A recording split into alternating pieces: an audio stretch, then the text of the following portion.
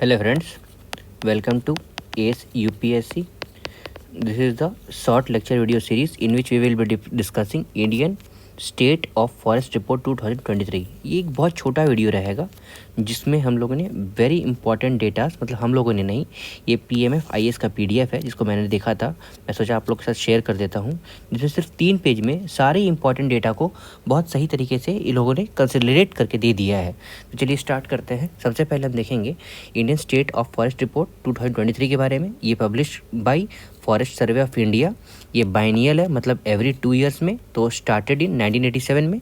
देखो total forest cover in India and tree cover कितना है, 25.17%। ये ISFR 2023 के अकॉर्डिंग है, और ISFR 2021 के अकॉर्डिंग कितना था, 24.62%, मतलब लगभग 1% की बढ़ोतरी हुई है। ये अगर मान लो किलोमीटर के हिसाब से देखते हैं तो 8,27,357 स्क्वायर किलोमीटर है। उस पर नेट फॉरेस्ट कवर कितना है, 21.76%, और पहले कितना था, 21.71%। उसके बाद अगर मान लो किलोमीटर के हिसाब से देखते हैं तो 7,15,343 स्क्वायर किलोमीटर है। फिर नेट ट्री कवर कितना है, तो 3.41%, और ये अगर किलोमीटर के हिसाब से देखते हैं तो 1,12,014 स्क्वायर किलोमीटर, और ये अगर 2.91% था ISFR 2021 में। और टोटल मैंग्रोव कवर कितना है, तो 4,992 स्क्वायर किलोमीटर और 4,999 स्क्वायर किलोमीटर था 2021 में। तो यहाँ पे ये घट गया है। ओके, अब ध्यान रखोगे total mangrove cover it has been decreased in ISFR 2023 as compared to ISFR 2021।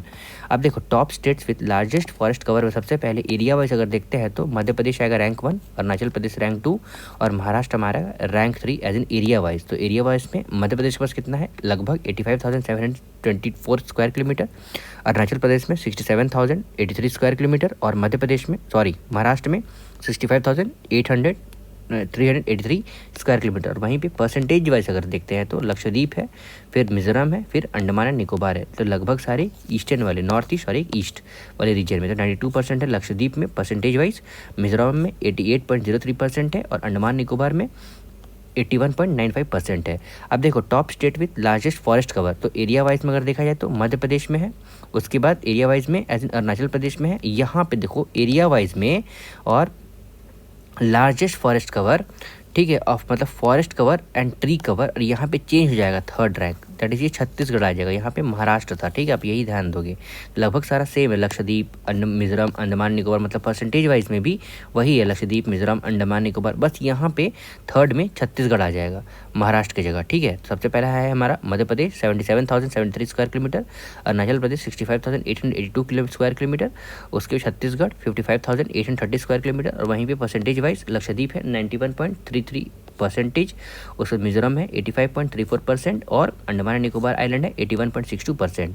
उसके बाद देखो top state with large tree cover, देखो फॉरेस्ट कवर देख लिया हम लोगों ने, देखो फॉरेस्ट एंड ट्री कवर सबसे पहले देखा हम लोगों ने, उसके बाद फिर हम लोगों ने फॉरेस्ट कवर देखा, अब हम ट्री कवर देख रहे हैं। सबसे पहले यहाँ पे देखो मध्य प्रदेश की जगह क्या आ जाएगा, महाराष्ट्र आ जाएगा ट्री कवर में, उसके बाद राजस्थान आ जाएगा, फिर उत्तर प्रदेश आ जाएगा। यहाँ पे चेंजेस है, ठीक है।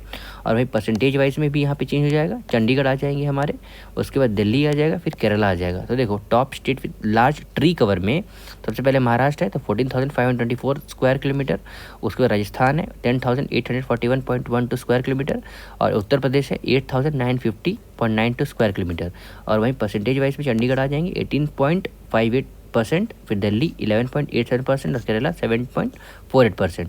और top state with increase and decrease in forest and tree cover, तो increase and decrease maximum rise in forest and tree cover में छत्तीसगढ़ सबसे ज़्यादा राइज हुआ है, कितना 683.62 स्क्वायर किलोमीटर, फिर उत्तर प्रदेश 559.19 स्क्वायर किलोमीटर, फिर उड़ीसा 558.57 स्क्वायर किलोमीटर, फिर राजस्थान 394.46 स्क्वायर किलोमीटर।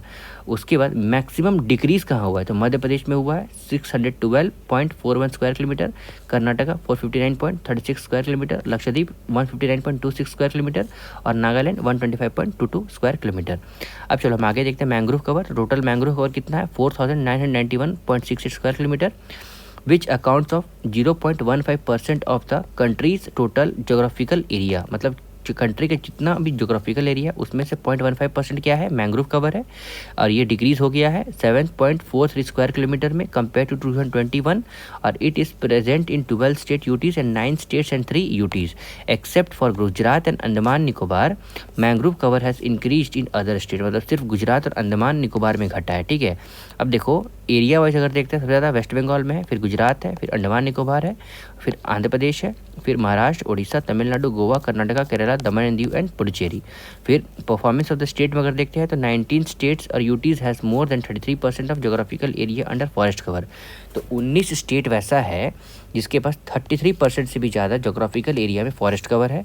उसके बाद 8 स्टेट में that is Mizoram, Lakshadweep, Andaman Nicobar, Arunachal Pradesh, Nagaland, Meghalaya, Tripura, Manipur have forest cover कितना है 75% से भी ऊपर 8 स्टेट में, और 19 स्टेट में 33% से ज़्यादा है, ठीक है। 19 स्टेट में 33% से ज़्यादा है, और वहीं पे 8 स्टेट में 75% से ज़्यादा है। फिर total forest and tree cover in north eastern region कितना है 67% geographical area of this states, और north eastern states continue to record a declining trend in forest cover, मतलब फॉरेस्ट कवर यहाँ पर डिक्रीज होते जा रहा है। Only Mizoram records the increase of 178 square kilometre.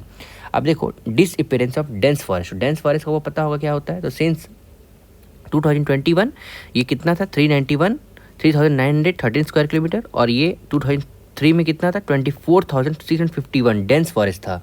वो घट के देखो कितना आ गया 2021 में।